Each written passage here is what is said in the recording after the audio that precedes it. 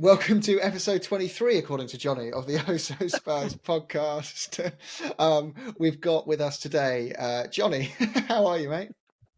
Amazing, thank you. Yeah, Good, hopefully good. my maths is up to scratch. Stu, how are you? I'm good. Laughing at Jonny getting thrown under the bus straight off. And Sai, how are you, mate? Yeah, mate, good as gold. Good. We haven't got Deej with us today. He's at something much more important. But yeah, we miss you, mate, and we'll try and make up for your tactical acumen between us without you. But yeah, we got quite. I know, despite losing, I think we've got some really interesting stuff to talk about today. Apart from the loss, we've still got Poch to Chelsea. What we make of that. I'm also going to ask you guys a bit about who do we think is going to player wise flourish under him versus also flop potentially. Then we've got obviously the goons bottling it. I want to spend a good 10-15 minutes on just really drawing under a line why that was far more of a bottle than anything we've done in recent history. They're the top 3 bottle jobs in the Premier League history, aren't they? From what I saw. Yeah. 4 of the top 5. What I love as well is every major pundit for Arsenal starts a sentence with, "It really annoys me being called bottlers." Well, exactly. That's exactly what we're hoping it does.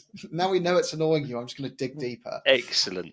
A little bit of about Arne Slot. We've all done quite a bit of research on him and read a few articles about some of his time. Stu obviously followed him when he was managing as well, Feyenoord. So we've got quite a bit of knowledge on him to go over that. And then Spurs versus Brentford preview for coming up for Saturday, and that should about be it. So should we start with the loss to Villa? Do we just skip out the first half where we didn't have a single shot, or did you want to talk about that? Does anyone have anything? I suppose the obvious thing, like when we looked at the lineup, you think, okay, well, we did pretty well against Palace, so happy enough with that. And then obviously the performance was more like what we'd been used to for most of the season. So Yeah. that's the kind of one sort of slightly strange dimension to this, especially when you sort of had the momentum and have the new manager or the interim manager. You know, that was particularly disappointing, I think, wasn't it? Really, how end of season it was, and we've all pretty much given away any initiative we had for the Europa League, and now we're kind of looking at this 7th, 8th conundrum, which we've got different opinions about, but I certainly don't want to be finishing 7th. I'd much rather finish 8th. But you look at the games that we've got and the games that Villa have got, and I think, gosh, yeah, I think we're going to get 7th. So it's yeah. Does anyone want 7th on that, Johnny? Listen, I think I've said all the time, I'll finish as high as we can, and if that means 7th, then I'll take 7th. If that means we can blood some youngsters in there, if that means you can try them out, fine. I'll take it. I'm not reverse. I fancy a trip to Nicosia in September. Yeah, I've always wanted to see it. Tel Aviv, the homeland. I'd actually love to go there. Yeah. We had Pacos de Ferreira and Vitesse and Moura, and they all beat us in our first outing. We didn't get out of the group stage with the whole forfeiting that game, and it's like, what's the point? I was reading that there's 17 games that are involved in the Conference League if you get to the final. Yeah. So, I mean, you look at West Ham now and you think, okay, it's great, but it's West Ham, it's not Tottenham. And I'm not saying that a trophy wouldn't be great, because obviously we're all desperate for a trophy. But that trophy to me is worth absolutely nothing, really, or not, almost like Audi Cup levels. Not quite, but it's like you're going to get slagged off for winning a tin pot trophy. I agree with Sai. Yeah, fair enough. If the manager came in and it's like, okay, well, this is where we're going to play the kids.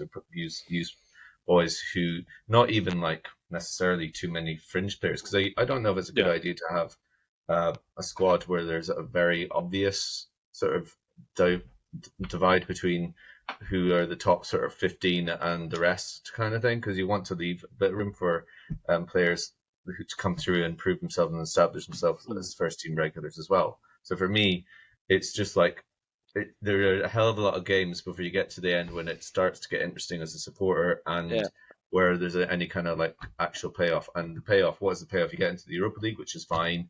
But I think Conte certainly said that whenever we got knocked out of that group, by default, that it definitely enhanced our chances of to finish in the top four, which obviously eventually happened. And then I think the season when Chelsea won the league under him, they'd finished mid-table the year before, and again Conte had said, well, like it definitely helped them at that point. And I don't know if it helped Chelsea next year to not have European football with the size of squad they've got, but we don't have that situation.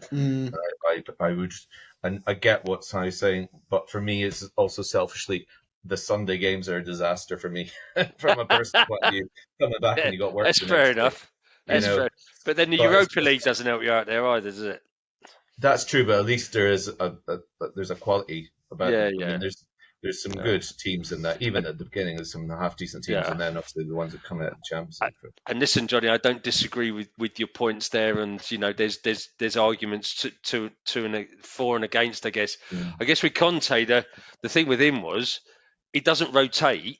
Yeah. And he was still putting out like a strong team in those competitions. True. If the manager uses it as a development and we happen to progress, and then you can start putting some stronger players in at the back end of that competition, maybe that helps. But and I think the point there is, if the manager manages it effectively, then fine. But Conte's a one-a-week manager anyway. He couldn't do it in the Champions League, let alone the conference. So. Yeah, it's a difficult one because I get both sides of the argument.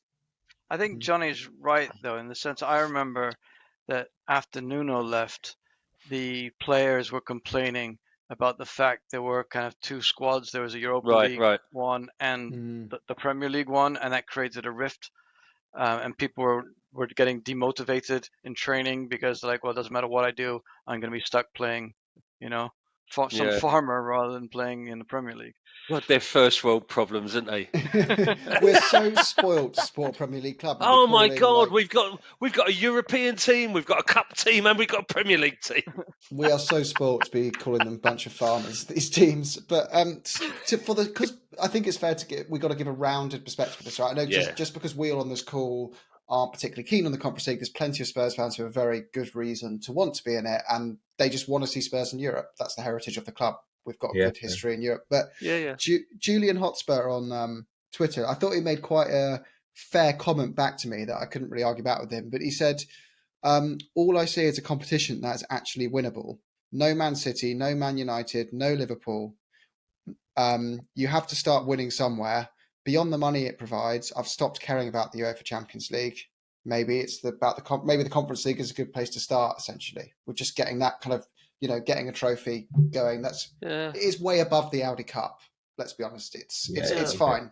It's not the FA Cup, but I'd probably put it somewhere around the League Cup ish, that kind of thing. Yeah.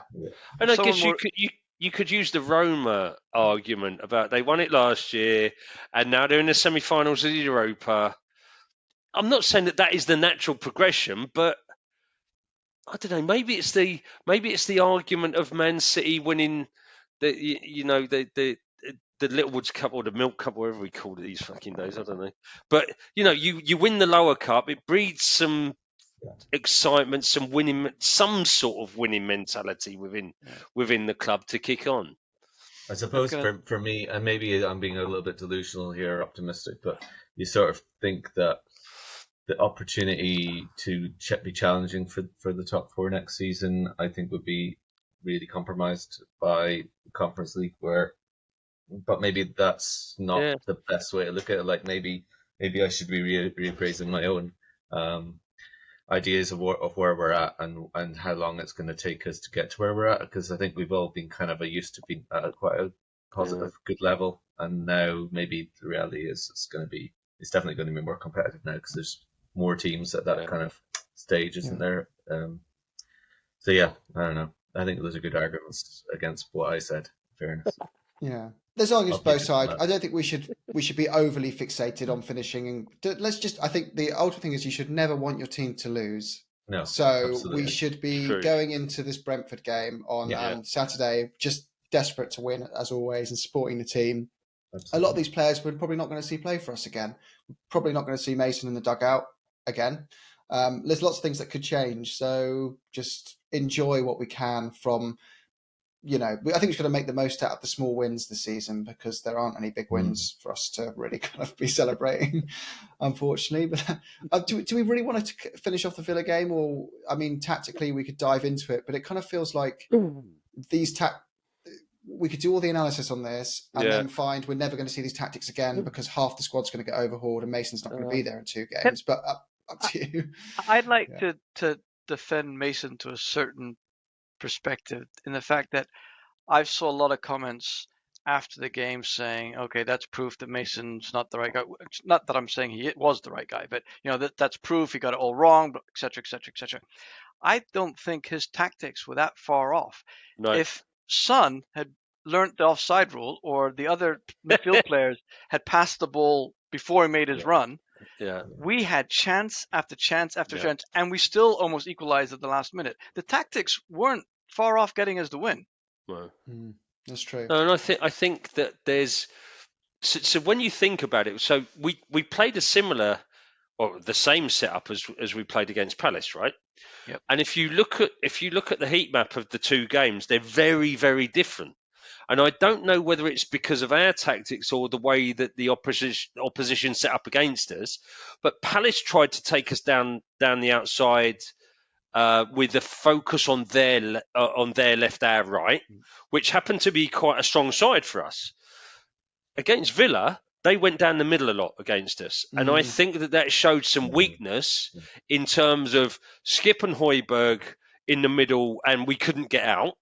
And they sat very deep again on top of Romero in the middle, and they isolated Romero quite a lot. And the heat map was very much outside the front of our box and around our penalty spot. So I think that what actually happened there was they decided that they were going to take a risk and put a high line up against us and play the offside, and we fell straight into that trap. Richarlison was caught offside all the time. Sonny was caught offside because we weren't making the diagonal runs. Longley was trying to play that straight ball over the top all the time, and the Villa defenders were just stepping up. And when it was a little bit deeper, they were doubling up on Kane or Richarlison and winning the header.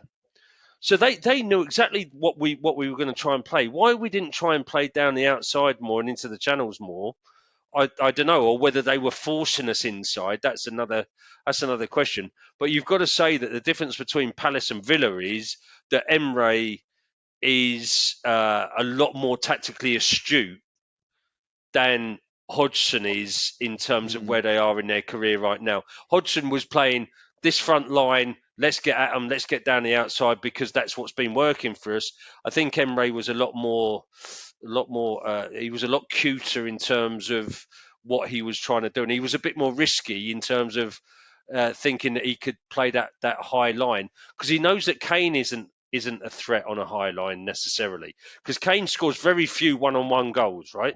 Because he hasn't got the pace to break that line. So you're relying on Richarlison, who I'm beginning to lose a little bit of patience with him, if I'm honest. When he was through one-on-one, he didn't know he was offside and he put it into row Z. It's not like the finish where he was just offside a couple of months ago and he buried it. He looks like a desperate man. Just got no confidence. He needs a new manager as much as anyone. He needs someone to say, I really trust you and I believe in you. And he's been through a really weird year with the World Cup as well. Yeah, an injury. He had 2 sort of major. Was it both hamstrings? He had 2 hamstring injuries, and they're difficult to come back from as well. It's not hard to overcome. Like it's not that complicated, like football in some sense. You just have to look at a player his age and you can gauge his level in the Premier League. He's pretty proven. Yeah. He's never going to be a 25, 30 goal a season player. No. But he is capable of scoring between 10 and 15 goals and adding 5 or 6 assists to that if he plays as a number 9. But if you're going to play that, Jim, you've got to be able to look along the line and make your runs, bend your run accordingly. Yeah. They were running both him and Son were running 2 straight. They weren't bending their runs at all. So every time they made the run, it was so easy for the Villa defence. This is what happens when you've got a really solid United defence, is you have one player that is driving the line and they just stepped up and stepped up and stepped up. And there was no nuance to the running of our front 2.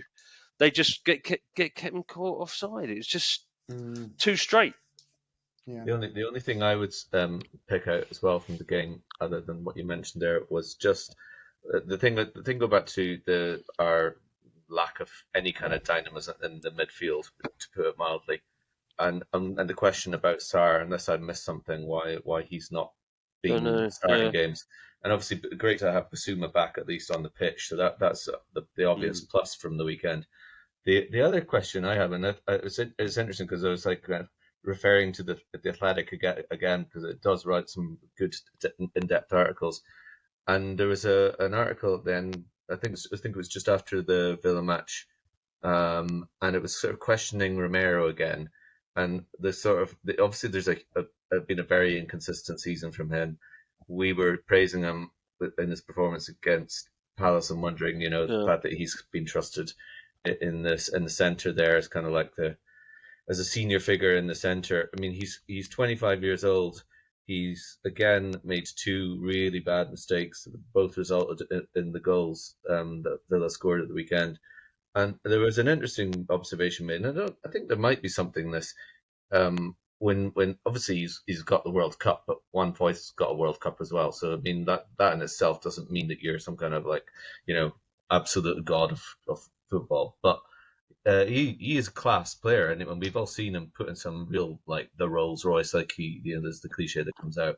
But his decision making and his temperament, and his liability, and you think of like Sanchez, and I'm not saying that he's on the same level as Sanchez, but is there a certain forgiveness for him because of his Argentinian background, his pedigree, and like that kind of people kind of allow him a certain amount of leeway because of that. I think there might actually be something in that because it's concerning. I didn't realize he was 25. I thought he was 23, but so he's just turned 25. Like that he's not a kid anymore, And I think like what you said, Jim, there about Richarlison needing a new manager, like he's another one. Like let's face it, we've got pretty much a squad of them that I think a new manager really can make a big impact and make a big difference to. But he's something, another player I'm really worried about at the moment. Like just like holding out hope that we have a manager that can come in and really instill some discipline and get him believing, and because he's got a lot more to his game than we're really seeing. Like his ability to play the ball and his ability to carry the ball. He likes to bring the ball forward. Like there's a lot that Romero has strings to his bow, but you've got to have that. You've got to have that midfield in front of him, though, and that's where for Argentina he has that. Yeah, and so this is like people talk about Van Dijk and he's not the player he was, but he hasn't got the midfield that he used to have. Players, a defender doesn't look good if he's exposed all the time. Yeah. They're going to get found out if they're exposed all the time. And this thing about all Van Dijk had to do was clean up if it got through the midfield. Yeah. Because that's a great system to play, right? And he was really, really good at that. He's not so good when he's exposed and he's left on his own. And I think, this thing about, are they good players? Are they bad? You get them into the right system for that player, and Romero could be amazing. I'd say one player that came out, I think, with a little bit of credit at the weekend was Emerson again.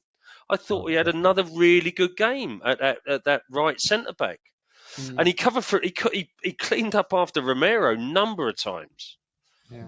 The squad reminds me a lot of the squad that Klopp took over from Liverpool, where it had like 3 or 4 really good players knew you could rely on. We've probably seen we've got Son, Kane, Bentancur, and jury's out on Romero, maybe him and maybe Royale, but the rest it's like they knew there was 2 or 3 in there, and one of them was like Henderson. It was like, oh, is he good enough or is he not? Let's say he does under a proper manager. Yeah. And under the right manager, 2 or 3 made it and stayed. But then there were others as well that just didn't. Lovren was one, wasn't he? That all these high hopes for, and he just didn't cut it in the end. I think we're just in a similar state. I think with Romero, if you think about it, he played for obviously Atalanta before joining us, where he was the star defender, but there's no real experienced defender next to him there. With us, he's having to play against, alongside someone like Dyer. He needs an older, experienced defender that can kind of teach him the nuances, I think, of the game, and kind of teach him to stop being so rash and getting pulled out of position and things like that. So that's why I think, I know Jim's, little thing that he's fixated on is about getting centre backs in the summer, and I think we do need two, but I think one of the two that we need to bring in needs to be an older one who's won something with leadership skills, who can actually add more to absolutely. the team. We don't even, as I've said before, we don't need a Virgil van Dijk transformative world-class centre-back. There's not many of them around, and it's unrealistic to expect that. But even if we just signed like a capable, solid top 6 centre-back from, I'm trying to think of a good example. Be someone, how I'd put like a Michael Dawson kind of standard. I know he's outdated, not his style of play, but that he was in the squad because he was good enough, but he was never going to be the best player. But we just need to sort out. Stop it. Really, just plug the leaks for now. It's. And if you can get that midfield right in front of that as well, so if you can get a tune out of Basuma, which I think the right manager, the fellas could be a star. He was the best player in the league when he was at Brighton. Yeah, exactly. Best midfielder in the league at Brighton. You don't go from that to shit overnight. And he's had some injury problems. You get Basuma back, Bentancur back, Sarr, Skip, and Højbjerg. They're your squad player midfielders. There's nothing wrong with that midfield. No, I don't think you need to strengthen that. Get a decent centre-back in, get a decent goalkeeper in, look at your full-backs depending on how your manager wants to play. But if you've got Spence and Udogie with Davis and Emerson, you've got 4 full-backs there that can play whatever style and Porro. You've got full-backs there that can play whatever style you want, pushing on or a little bit of a low block. And then up front, you've got Decky, Son, Richarlison, Kane. We're a goalkeeper and a centre-back away from having a first 11 that's good enough to challenge for the top 4, but we probably still don't have the squad to compete and win a trophy. Yeah. So I still think step 1 is get those 2 players in, then go, how do we get this Bentancur equivalent in quality in the midfield so Skip and Højbjerg aren't being relied upon every week. And they should never play alongside each other anyway. No, correct. That's it. And I hate this bashing of Skip. I can't stand bashing an academy player who's a fan of the club doing the rule. It's not his fault. He's a defensive midfielder and there's no other creative player in the squad. He is just being asked to do something that's not natural to him. And to play all of those games. To play the ball forward as well. Sorry, he does play the ball forward. He's not. He gets the ball. He does want to do something. His default response is not to turn around and face his own. Well, look at the ball that he played to Perisic for Kane's goal against Liverpool. That's right. It went through 2 lines. It didn't just break a line. It took 6 players out of the game in one pass. Yeah. But I also wanted to, just to keep the kind of agenda moving, talk a little bit about another squad who will be playing a football style that we're all quite familiar with, and that is Chelsea under Pochettino, as that's finally looking to be confirmed. Are there any players, this is an interesting one, and I'm asking this partly for a reason, right? Are there any players that you think Poch will be quick to move out the door versus build the team around? And secondly, we've got something very in common with Chelsea. We've both got a lot of dead wood, but not all those players are bad players. They just don't fit the way we want to play and the culture of our clubs. If we weren't mortal enemies, would we potentially be saying to Chelsea, do you want Lo Celso because we like the look of, I don't know, just say Mason Mount. I'm not saying he's the right guy. Do you think we'd actually be quite a good pair to be doing some business together this summer if it wasn't for the rivalry? Goopsies. They've got 2 good goalkeepers.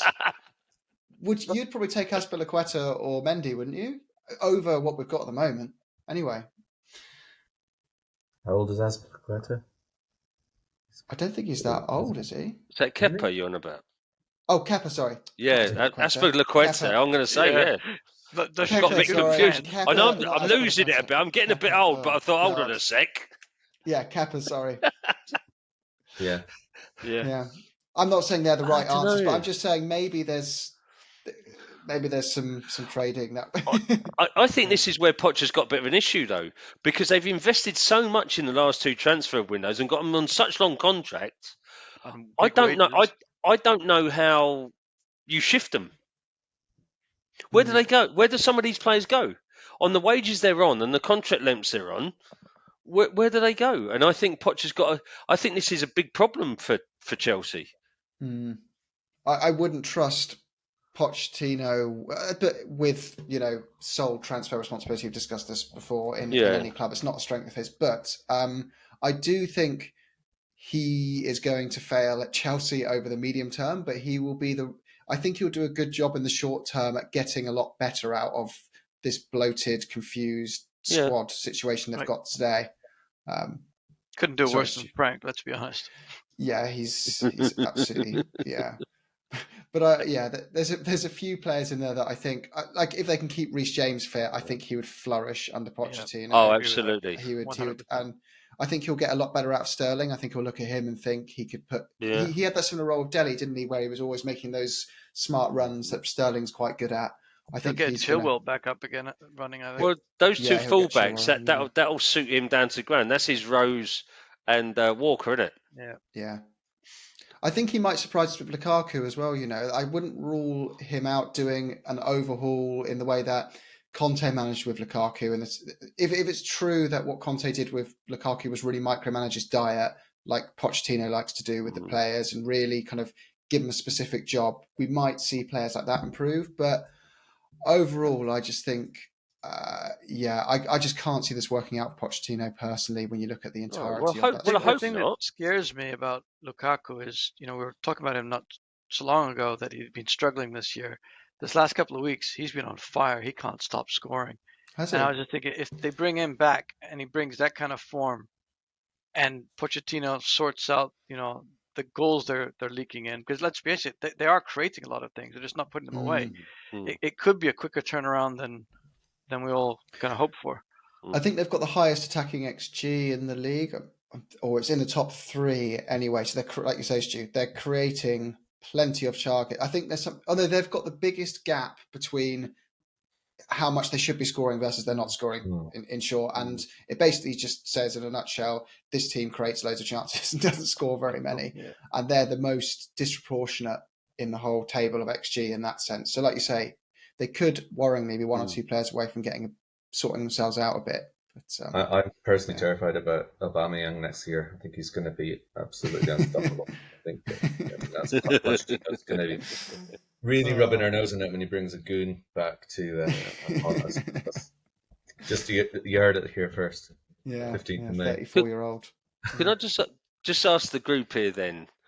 Is our Pochettino itch scratched now that he's gone to the Chavs? Because for me, he's dead to me now. Definitely. Yeah, it was done for me 3-4 years ago. Yeah, I didn't want him anyway. Buy this. So. Yeah, it's a classic of you go into a shop and someone takes the last of something and you kind of wish you bought it because there's none left. You know what I mean? It's like he was there for we're more scared of him working out at Chelsea, the fans that want him, I feel, and then thinking, damn it, we missed the opportunity than it is about thinking he actually is the right fit for us. It's more about the fear of him actually being the one that got away. I've got a few Chav pals and all of them have been on to me saying, how do you feel about this? And I was like, wasn't keen on him coming back anyway. I didn't think it was the right move, him coming back. And actually, we didn't even approach him because if we'd approached him, he'd be our manager now. And they were like, oh, right. Okay. So I said, you know, I mean, it's like you've got. It's almost like you've got. We didn't want him back. That's not the narrative in the media, is it? Though? No. Like... You might have a fan base that goes, "Why didn't you just call him and he'd be here now?" Well, because actually, maybe the board remembers how bad it was for 18 months that the Champions League papered over, and we were lucky as fuck to get to that Champions League final. We were. We were so lucky to get to that Champions League final with that team. That team was over the hill 18 months before that Champions League final. And we forget about that. And you get your rose-tinted glasses on. And yes, it was wonderful. You know, we had 5 years of lovely marriage with Pochettino. And it was beautiful. And he was beautiful. And we loved each other. But it didn't end well. And we forget that. And to go back and try and recreate that, I think, just not possible. Yeah, I think so many people forget not just the flirting with United and Real, but he also fell out with a lot of players. Mm-hmm. He didn't develop youngsters. He didn't send them on loan. They were just rotting in the stands. He sent away Trippier. Tripier's come out vocally many, many times saying he didn't want to leave. Well, Walker had a problem with him as well, didn't he? Before, Sorry, go on, Stu. I was going to say a lot of these things I think add up. and Yeah. we as fans kind of remember the good times and don't remember all the.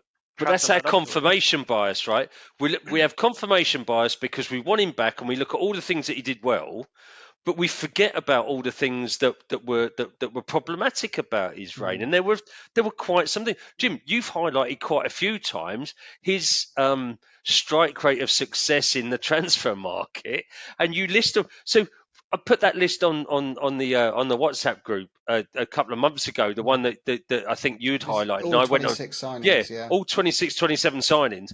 But you put that on, and then all you get back from the Levy out brigade is, oh, well, how many of them were Poch signings? Well, he was in charge of the transfer market. At that point, he was in charge of all the signings. Oh, they were all Levy signings. Of course they weren't.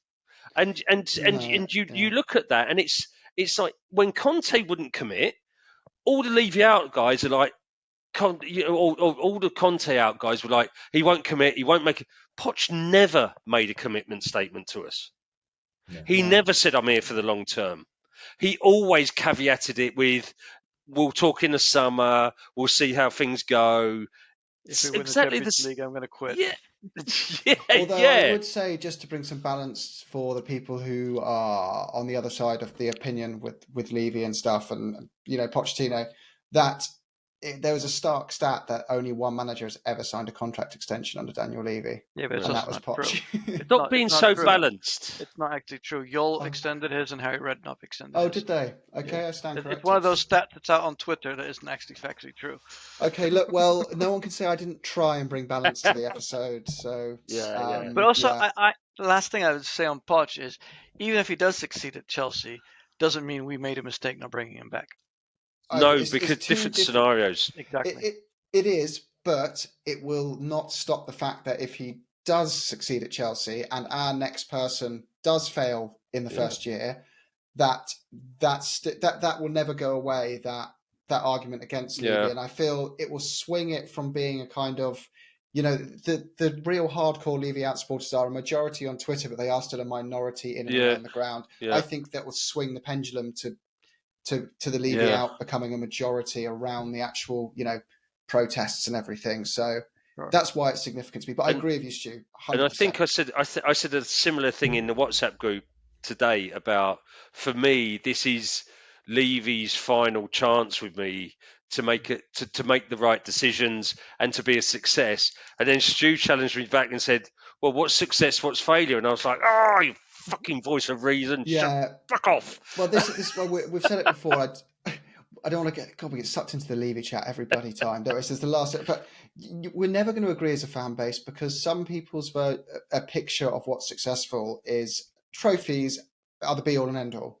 Other people's is like where we are as a club and how we've improved over the last 20 years, and the odd trophy's fine. And for other people, it's just like, as long as I'm enjoying myself watching the football, I couldn't give a shit about the shiny cup. So there's 3 different or 4 different ways people view it, and they're never going to agree on it. So as long as you have fucking fun, just go and enjoy Spurs and watch it how you want to watch it, because you can't influence the result beyond cheering in the ground. The thing for me about that whole issue, the conversation with the fans, conversations, again, quite a generous description, like it's quite a toxic thing, isn't it? And just the intolerance of sections of supporters to other people having a different opinion. And I think that's the bottom line. Like, just because we don't look at something the same way as other people, we've all got our own individual ideas about everything, obviously, but it doesn't mean that it's wrong. Like, you have a monopoly on the truth. Like, that's quite a dangerous. Agree. I hate someone being called an idiot for having a different stance. Like, we're all just different. If you hate Daniel Levy with every fibre in your body, that's absolutely fine.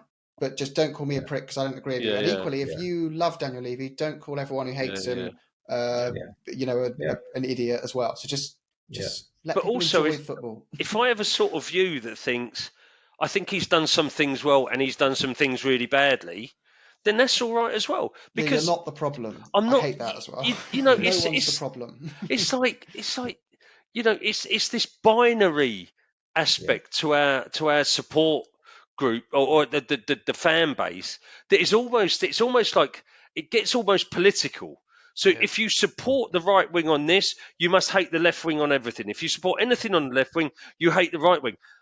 But there's some nuance in there. You might like something over this side a little bit, and actually some of this makes sense. And actually, Levy's done all right on the business side, because if you look at we were talking just before we come on the pod about that 97-98 season where we were one game away from going down, the season where we beat Wimbledon 6-2 away.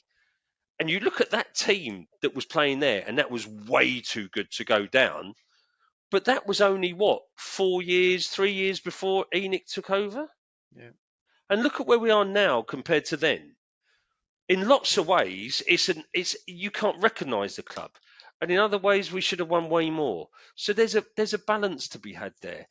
And the fact that the planning permission and the building of the ground was delayed by probably about 6 years by David Lammy not giving planning permission in Tottenham, and then you couldn't compulsory buy half the properties around to build the Actually, we could have been 6 years further down the line if all of that had gone through smoothly. So we'd be in a very different position now. Let's look at where we are in 6 years' time. And not just that, but then the stadium would have been ready before COVID rather than opening at COVID. There you go. Do you know how there's a stat today I read in one of the newspapers, and it was really interesting. It said in football, to get a fair average of a club's position and success, you need to look at a club over 38 years to remove enough of the anomalies and things outside of a club's control, i.e. freak things like your owner dying in a plane helicopter crash in Leicester's situation, freak VAR decisions, all that stuff. That only equals out over an average of 38 years, which is, I think, is crazy. But what they did is they correlated it alongside clubs' revenues. And what they found out was over the last 40 years, every club has pretty much finished on average in line with how much money they've made on average over those periods. Right. And Leicester were the example in this article. And it was super interesting because they had their massive pendulum swing winning the league. Yeah. And now the law of averages is working out and they're just swinging right back down. And then if you look at it over 12 years, it looks like they're going to finish bang on. They're going to be probably low end of the Premier League, which is where their revenues lie. And they've just been, averages aren't little swings sometimes, they're big swings, and you end up kind of leveling out. It's very interesting. I know it's not as simple as that. It's not a maths equation. We're not a spreadsheet, but I just thought it was interesting to look at ourselves. We've been in the top 3 for a while, but we are the 6th richest club in terms of total revenue in the league. We're probably going to average out 6th and come 8th sometimes, and then we might win the league a couple of times. But at the moment, under our current owners, that's just our place. And do you know, when I was going late 80s and 90s, like home and away every game, I'd have took 6th average. Yeah. I would have took that all day long. But also, I mean, if you look at the likes of that lot down the road, look at Chelsea, even United, they've been 6th, 7th, 8th in recent years. Yeah. It's not unusual. Yeah. And if it's happening to us, it's not the end of the world. Yeah. So this could be a blip on our average, right? Yeah. No, that's what I'm saying. It could just be. It could be more than that, and I appreciate that's why some people want change because they have a fear that this is much more than that. But their average, Jim, is 10 years, not 38 years. That's the point. So a lot of these keyboard warriors on Twitter weren't even alive when that 97-98 season was there, and Klinsmann had to score 4 and create 2 to keep us up that season. Yeah, that's true. But I do want to quickly shift to a very important topic, and I'll lead in with this. Fucking idiots! Wide open. Right into the goal. Wide open. Bro, Fish! what did I say? Ben White, he's got him on toast, blood. Oh my God, Trossard. Oh my God, this is it. Yep, there it is. You fucking idiot, Trossard. You absolute fucking idiot. Absolute idiot. Absolute fucking idiot. So, I'd like to move on to the greatest bottle job. We're all having a party. We're all having a party. It is unarguably the biggest bottling in Premier League history. No club has ever had more points at the midway point of the season and not won the title. No team has led the division for longer and not gone on to win the title. No.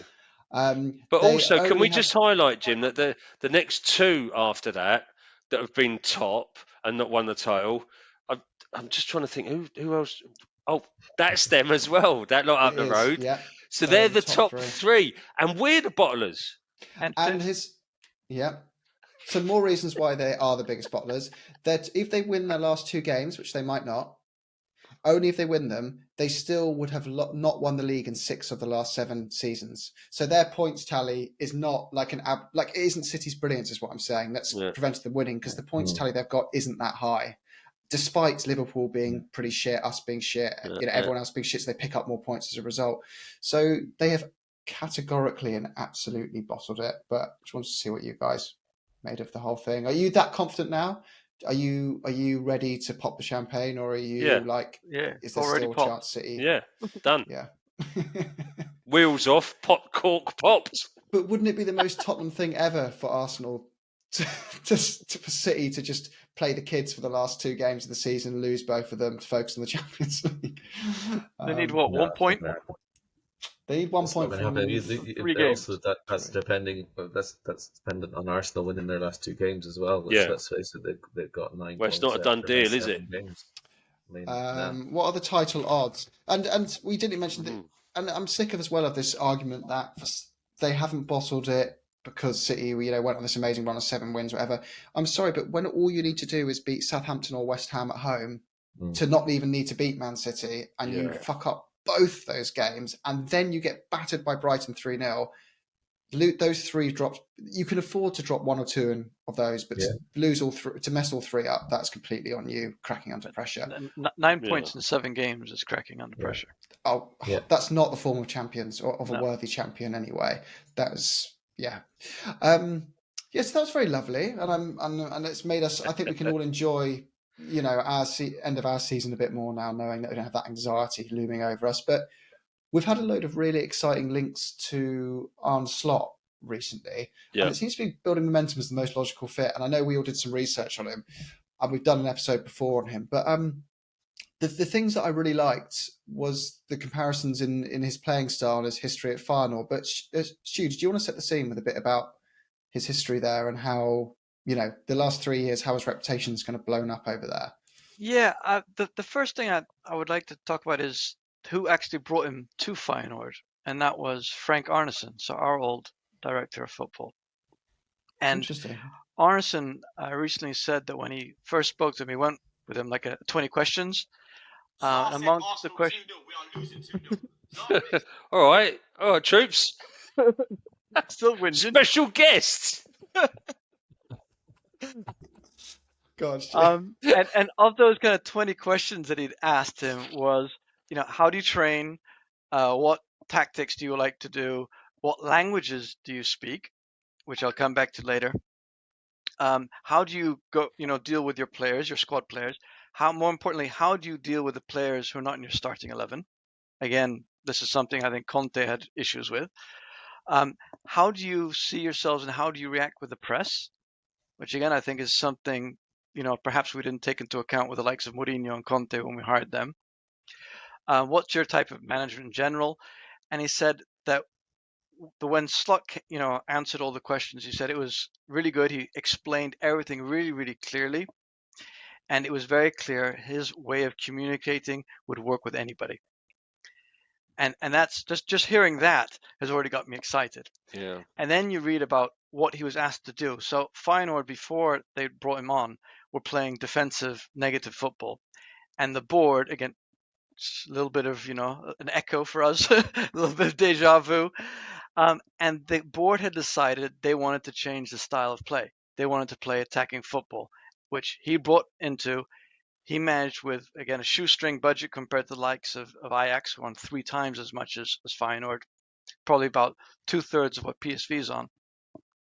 And he's a Guardiola disciple, but with a touch of Klopp, which is interesting. So he's comes out, very clearly and said that his perfect way of playing football is Guardiola, which is not a surprise because we all know that where does Guardiola get his football ethic from? From Johan Cruyff, of course. It's a Dutch way of playing football. But he has the high press, and he said that his philosophy is it's easy to get a team to moving from a defensive tactics to attacking tactics because that's what players instinctively want to do. Nobody wants to defend. And also defending is tiring. It's more tiring to run after someone and be fully concentrated trying to defend than it is to be getting the ball, playing down the lines, making your moves, etc. So I said it's really easy to do. So I think when you hear all that, it just has so many things that are where we are today is where he was 2 years ago. And you hear about the way he works with his players, that he's all about building the confidence. He showed them the Man City Chelsea game and said, why aren't there any chances in this game, even though you've got all these array of attacking talents on? Why? It's because the attacking players are tracking back. They're doing this. They're helping the midfield players who are helping the defensive players. So he's creating and making them understand that these top players are going to do the hard yards. And doing that, he already got them to already have more kilometers per game than they had in the previous year. So, yeah, it's and then he works on his tactics as well. He's been compared to the way that Man City and Napoli also prepare for their games. Exactly the same type of way of you train the way you're going to play. So you're not playing 11 versus 11, but you're working on basically your intervals in the game. So the midfield part, the attacking part, your defensive sections, not worrying about doing proper games, but actually working on your schemes. And then lastly, the thing that really, really I think is key for us, because we've had so many injuries going back years, is after games, he plays in a 40-meter space, no larger, because he doesn't want players to be stretching their muscles after they played a game, because he thinks that, obviously there's going to be a higher risk of injury. Mm-hmm. So you put all these things together and you're thinking it's a perfect solution for, it seems, all the ills that we've been facing for the last 3 or 4 years. Yeah. And Stu, can I ask you? I don't know if you know the answer to this or not, or whether we need to do a bit more research. But what's the age profile of the Feyenoord team at the moment? Is it young and dynamic, or is it a mix? How does he work with that? It's pretty young. So he highlighted a couple of the youth players and brought them through. A couple of these youth players as well have now made it into the Dutch team, which, again, that's what we've been crying out for. Someone's actually going to coach up players. But also last summer, so in his first year, he took the team from 5th to 3rd, and obviously he's won the title this year. But last summer, he brought in 17 players on a budget of 30 million, which is what Ajax paid us for Bergwijn. And he brought in young, hungry players. Right. That's something, again, Arneson gave him credit, but he also gave credit to their scouting department, because they understood exactly the type of player that Slot was looking for, the type of technical player, but also the attitude, which is really important, because he spends as much time working on the mental part as he does on the actual technical part, which again, I think is something that most of our players need. I mean, what we were saying before about Richarlison, how many of our players have got no confidence? Look at Sanchez. Yeah. He hasn't become a terrible defender overnight. He's been great at Colombia, at World Cups, etc. It's just he comes on a pitch, he gets booed by 60,000 people. It's going to impact you. But the thing with Sanchez is, I think we talked about it on a number of pods, is physically he's a specimen. Yep. And when he's on his game, he can play football, so it must be a mental aspect for him. It's either skills and knowledge and mental. So it's either he's not being coached in the right way to make the most out of his physical attributes, or there's a mental issue there. Also, the issue about getting a run of games, I think, for him. Yeah. And that's a confidence thing, right? Yeah, exactly. I mean, he came in at the back end of last season, and he did get a run of games. He did quite well actually at the end of last season. Yeah. I think I was reading actually, Cyan. It's apparently only 3 of the Feyenoord's outfielders are over 25, so that's the young squad. So that sort of fits a little bit with the Poch ethos when he first came in, around keeping the squad young, keeping them hungry, and they can physically recover. Yeah, I agree. Also, guys, there's a few things that have been happening when we're recording this podcast. So, and they're quite good topics.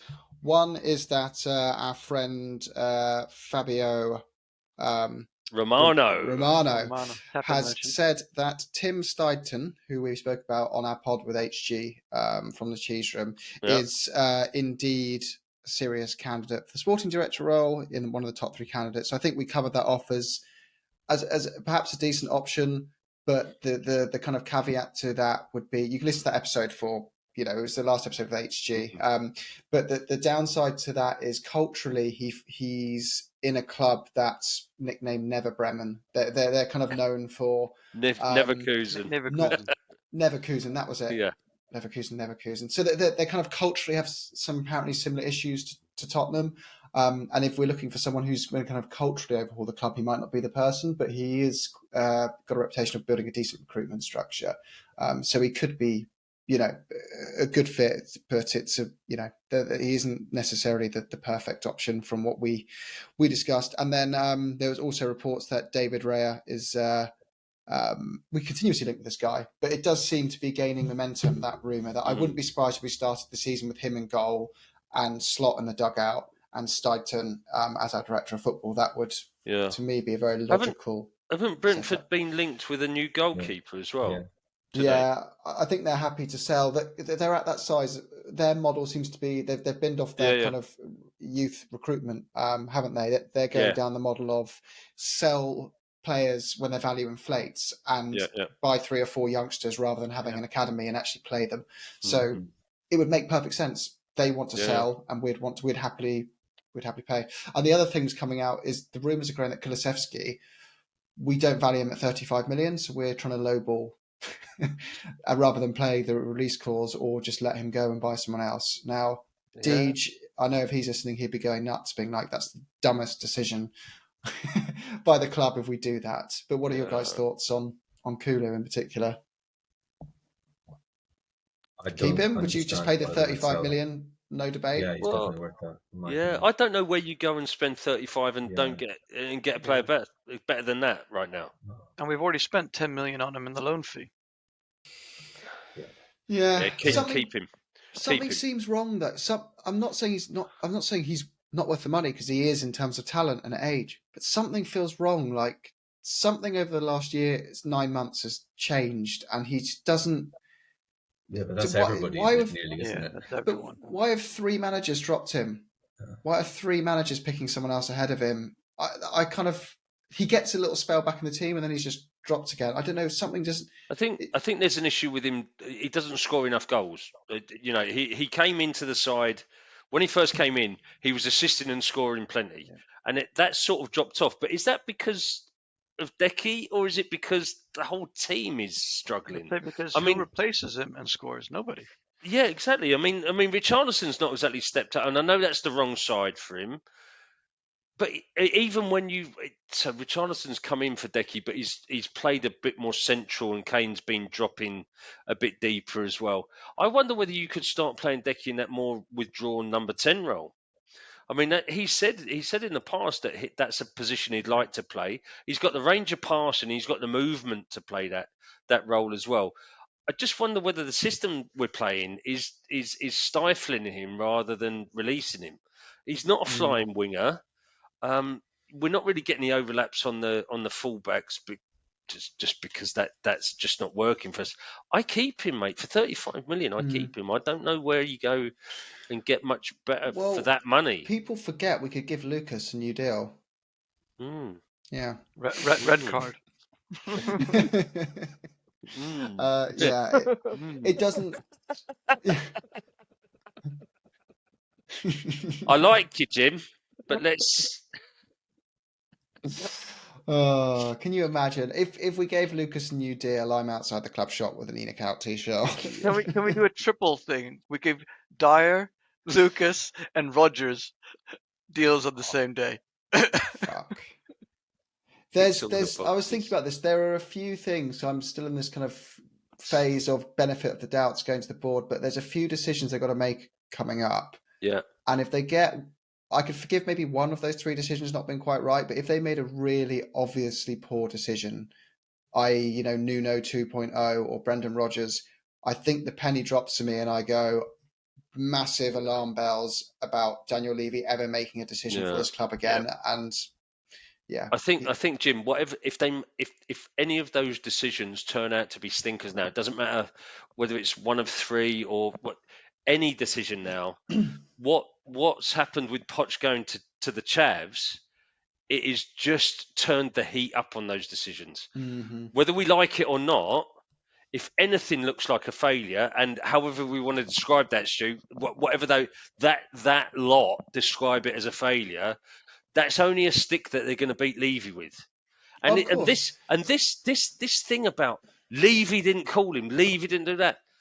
The board decided they didn't want to contact Pochettino. It's not just Levy that's decided that. Levy could have been one that wanted it, and the board's overruled him. He hasn't got this overarching Midas touch that you just got to do what he says. I mean, he's held to account. Well, I do think he has the ultimate say. I do think he is the most powerful voice in the room, and I don't doubt that. Yeah. But do you think he says, right, the whole board is saying no, and I'm going to say yes? Maybe he does. I don't know. No, I think the whole board are on the same page.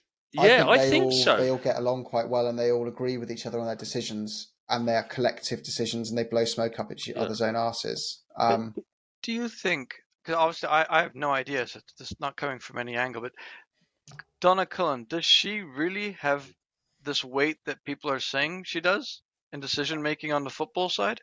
I don't know her remit, but I thought it was more around PR. Yeah, that's what I thought. That's why I was confused why everyone is blaming her for everything. Crap. Yeah, I agree with that as well. So, but I wanted to, before we finish, there's Danny Kelly's View from the Lane podcast, which is good. Yeah. He made a really good point, and I know we discussed this before, but those guys aren't going anywhere, particularly in the next 3 years, because ultimately owners only sell when they get the price they want to sell for. And you can see that at Man United now, the Glazers movement has been so strong for so many years, and it hasn't shifted them. The reason they're considering going now is because someone's considering paying 30% over the club's value for the club. Mm-hmm. And what's happening now is American investors are capped at how much they want to spend on the Premier League because they use the NFL as a benchmark of value. And if Man United go for over $5 billion, they will break the glass ceiling of what NFL clubs have typically been worth. And what typically happens then with investments, like in all things, once you've broken the $100, people aren't scared to go to 110 anymore or whatever. Yeah. These guys are going to be sat, and ENIC going to be sat down going, they don't take money out the club apart from their salaries. They don't take big shares out. The payday is when they sell the club. They do want to sell at some point, but they want to sell for big. They bought it for 30 million. They want to get 5-6 billion out of it. So they are waiting for this watershed moment, and it could be coming now. When Man United are gone, just watch those Americans go, I still want to buy a football club. I couldn't get that one. I want that one over there. And I'm not scared to slap 5 billion down on the next one. And Qatar could be buying another club. I think they're waiting. No one's going to sell on the next year, but you will get your moment in the next 5 years. I guarantee in the next 5 years, Tottenham will have been sold or be, up for sale in some form. I really believe that. But they're just waiting for that moment.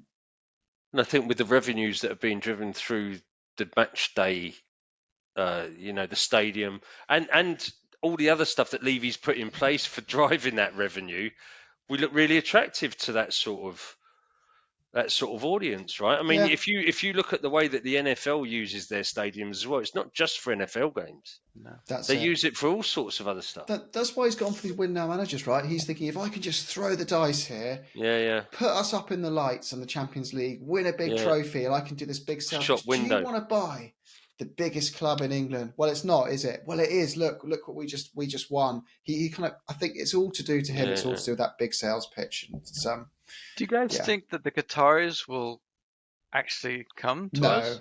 No, not us, but I think they'll buy someone and continue to inflate the market even more.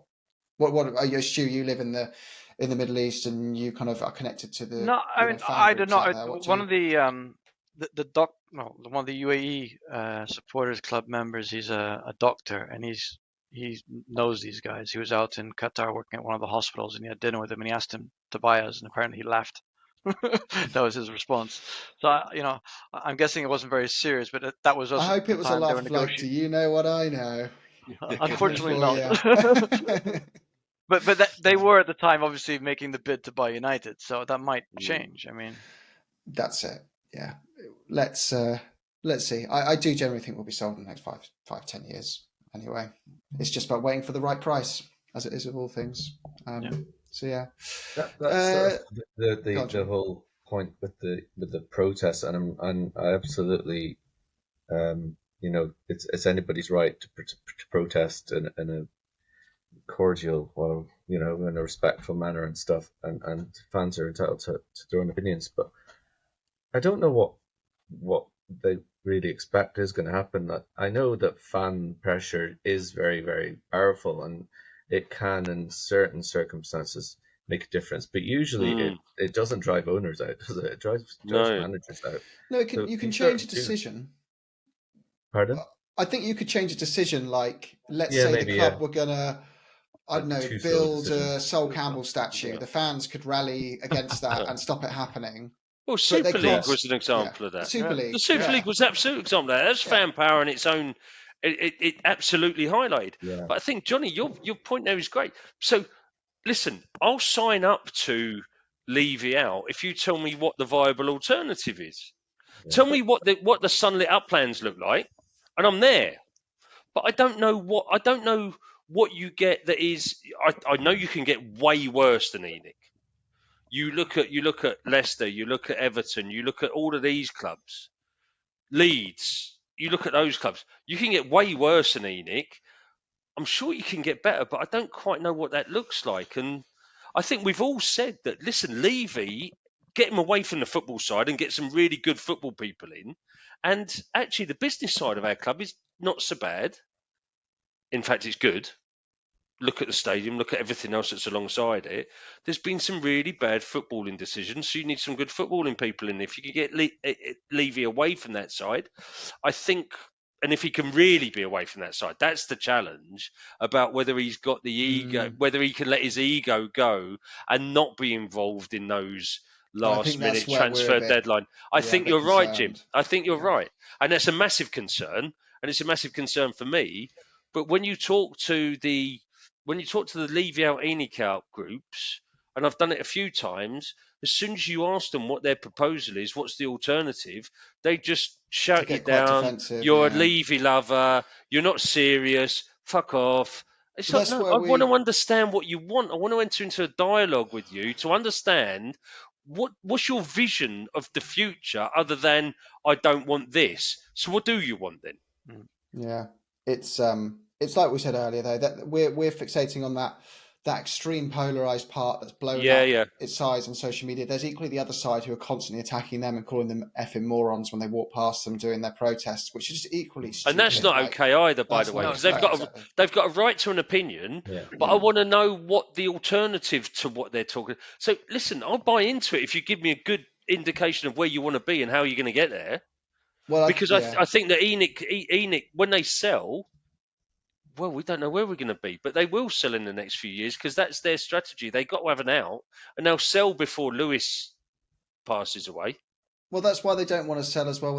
They're trying to sell the stadium naming rights as a part of the sale to get an even bigger bid, rather than basically selling stadium rights and giving that money to the next buyer. They're more saying this is a part of the package, and you pay for me, and then you pay for your stadium rights on top of that. You're basically double the amount. But yeah, we need to. At the end of the day, though, to me, it's like it seems pretty obvious, and obviously Levy played a part in it. But like, what's been the biggest problem has been like player recruitment's obviously been a massive issue, and then the appointments of the coach or the coaches and what their philosophy and their style is, and what the disaffection that's led to in terms of supporters. You're going on to watch that kind of turgid football every other week. So that's ultimately, I mean, and again, we've said this plenty of times before. It's with the right decisions there, with the right appointments there, things can change fairly quickly. So it isn't that much of a journey, and we're not as far away as we think. It looks, at first glance, and the issue I think has been that Levy has screwed up a few decisions in the transfer market, and I think it's probably a fair criticism from my knowledge of some of the players that we didn't pursue over small amounts of money comparative to the value of the players and things like that. And there's a lot of cases reported that match that sort of description. That's very frustrating, and that's where I as a fan would probably feel that he's really kind of he's slowed down our progress from where it could have been. But But and that's exactly what Si's just saying there about like just wanting him to keep out the footballing side of things. And if you keep out the footballing side of things and run the business, and we made good appointments in those areas, then I think we've got a very promising. It's catch-22 though. With ENIC as the owners, I don't see why ENIC as the owners necessarily have to be, some kind of major obstacle to our success. But it is can he keep his fingers out? That's the problem. He has got it's catch-22 in the sense that he needs to select a really good director of football so he can trust them and move away from football. But he's typically not very good at choosing people. So the chances are he gets that wrong and he's going to put his fingers back in the pie. But he has got it right in the past. He has appointed Harry Redknapp. He has appointed Martin Jol. He has appointed Mauricio Pochettino. So maybe he does get it right. And I would say as well, for some optimism, Liverpool were 8th in the league, looking pretty helpless when they brought in Klopp. And like you said, there's many, many, many more examples of clubs that have turned it around. Chelsea had finished just outside of Europe when they then won the league the next season. I'm not saying we're going to do that, but there's loads of examples. Aston Villa, look at where they've turned. Brighton, all these clubs, there's tons of examples. It's football. It can change. So just enjoy Brentford on Saturday. If you're going to the game, have a few beers in or out the ground, whatever you're doing, and just enjoy yourself. Meet up with your mates, have a laugh, enjoy the team, and cheer them on. Just who cares if we come 7th or 8th or 6th? Just enjoy the fact you're at football match with your mates or your family or on your own, and just game enjoy of the season at home as well. Last game, exactly. There'll be no football for 3 months after that, so just enjoy it. I know most of us are looking forward to a break, to be honest. But enjoy it for the last time. Have too much to drink and enjoy yourselves. Go to the bricklayers before and really embrace it. So any final comments, boys? No. No. Spurs. Go on, you Spurs. Go on, you Spurs.